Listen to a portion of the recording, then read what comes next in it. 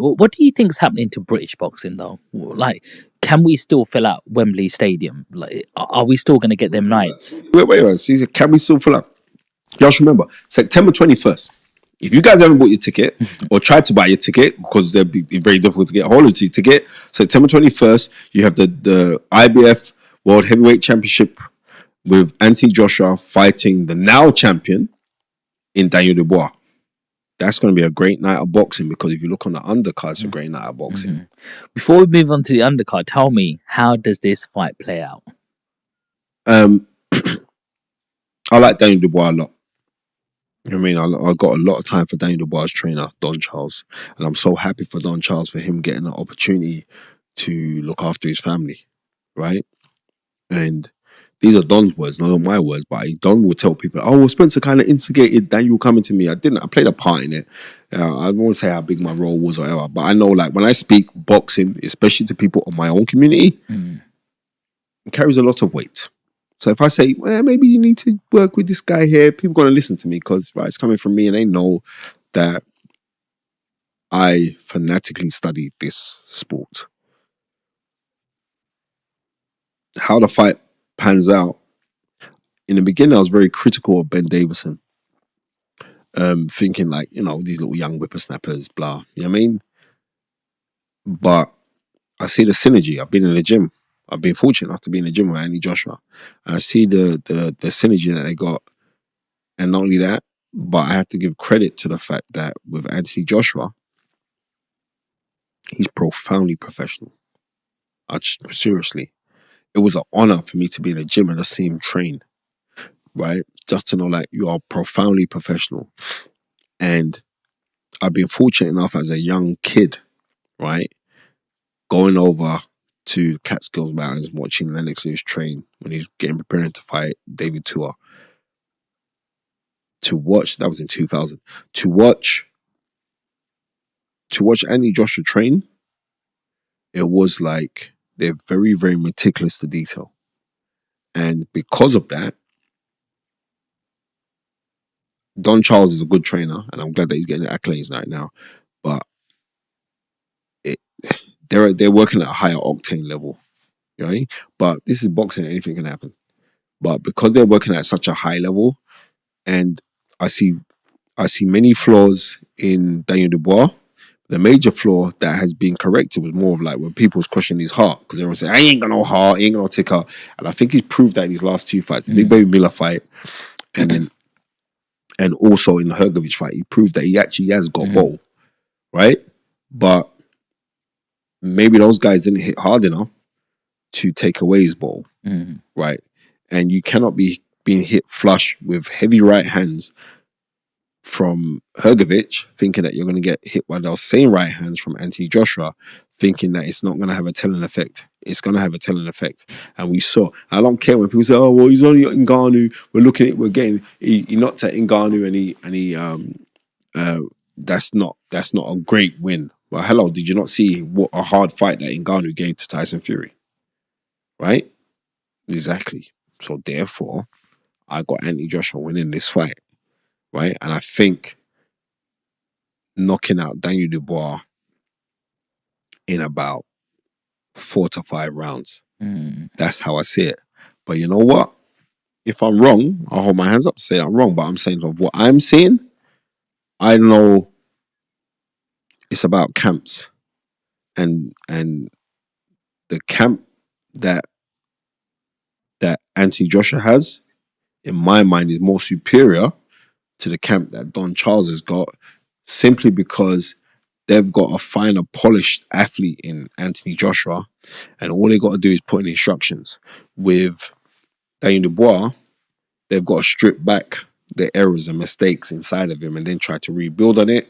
And I don't think it's enough time, right? Because I think by the time the fight comes around, they've been working for a year. I don't believe that's enough time. When you get a new trainer, usually it takes about 5 fights. So this is going to be his 4th fight with Don Charles. Maybe it's a fight too early, but I could be wrong. And if I am wrong, I'm wrong. But I just believe that that's why I got Anthony Joshua coming out successful. Don't you think that, like, because the way I sort of look at this is, yes, I feel that Anthony Joshua's got a lot of experience. He's been in some massive fights with the Klitschko's and, some really, really big fights, but he's starting to get a little bit older. Now, I know he's not old, but he's older than where Dubois is like this young, hungry lion. I agree with Just you. about, he's just got the IBF converted into the main full championship, and it's time to prove himself. He's coming off 2 wins, his confidence is up there, and he wants that fight. Do you not think, do you think that the experience will outbeat that? Do I think the experience of Anthony Joshua will surpass the youth and vigor of? Yes. Yes, I do, and I'm going to tell you why. It's going to, my opinion, Mm. right? Because people will play this back and say, "Oh, what Spencer said, he's a dickhead. He's all wrong," right? But I'm just trying to say to you, the reason why I believe that the experience, because the thing with experience is that you can't fake experience. Mm. You can't buy experience. You have to experience to have it. That's the crazy thing about experience. You have to experience it to have the experience. And with Anthony Joshua, just his whole jump off right now, where he is mentally, I know certain things that he's doing off camera, I could tell you, but I ain't gonna tell you on camera. Certain things that he's doing, I just believe that he's in a different mental capacity right now. And the thing is this, Daniel Dubois is very fast. I ain't gonna lie to you. And Daniel Dubois is most probably going to be coming towards Anthony Joshua. He's not going to fight on the back foot because he doesn't fight on the back foot. So when he comes forward, that's the worst thing ever. Just ask the former 2-time heavyweight champion of the world, George Foreman. George Foreman said you never follow a puncher. And whereas Daniel Dubois can hit, if you look on Daniel Dubois' highlight reels, show me one concussive knockout that he's scored where he's hit a guy and he's just knocked a guy into oblivion. You don't. He's a heavy-handed guy. But guys who spar with him say that he punches way harder than Anthony Joshua. But that's in sparring, right? He bangs. But maybe it's like under the lights and everything else. Maybe something gets taken away from him. But because of that, I see experience is a massive factor in this. And I mean, when I mean a massive factor. I see Don Charles was saying this fight's going to be spiritual. And if I go to anyone and say, well, then tell me what is spirituality? And I bet you everyone was like, they will struggle to tell you what spirituality is. So when I look at the camps and how they've interwoven with each other, I think this fight's a little bit too early for Daniel Dubois. I think Daniel Dubois is the next generation. He's 26 years old. He's the next generation. I don't think he's this generation, right? That's I could be wrong, but I think I see Anthony Joshua winning by hellacious knockout. Wow. What do you think of Carl Froch getting involved in this? He just started, I don't know if it's called trolling, but he's just got involved and going. It is called trolling. Yeah. Exactly what it is. So it's controlled trolling. Do you think it's a way just to get into the conversation? Whatever Carl Froch is doing, it's working, right? Because Carl Froch is he's clever. Can't tell him and say he's not clever. Carl Froch is clever. You know what? To be real, I think Carl Froch has watched in boxing. There's a lot of trolls, right? And I think Carl Froch has reached the time of his life where he's thinking, I've never really cared what people thought about me. Yeah. But sometimes when people say, I don't really care what people think about me, they actually do care. All right. I'm just going to be real with you. But I think with Carl, he's more of a, I think he's carrying feelings. I know he's carrying feelings. Carl Froch got inducted into the Hall of Fame recently in America, right?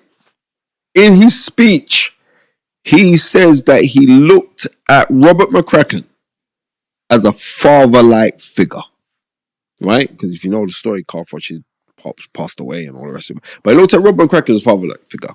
And also, Robert McCracken had a different respect for Carl Froch, right? Carl Froch was his first world champion.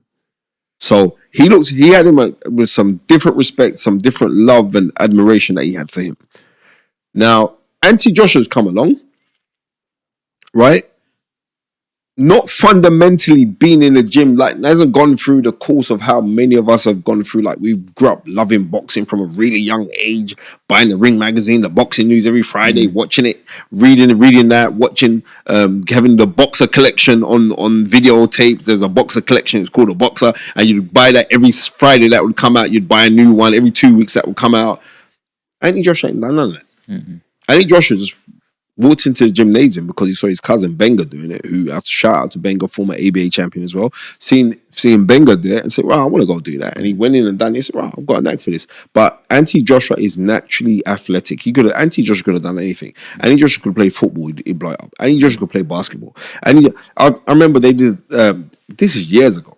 It must be about a decade ago when he just won the Olympic gold medal. They had this superstar challenge where they had different athletes from all doing a different kind of multiple different sporting events, and Anthony Joshua creamed everybody without even trying.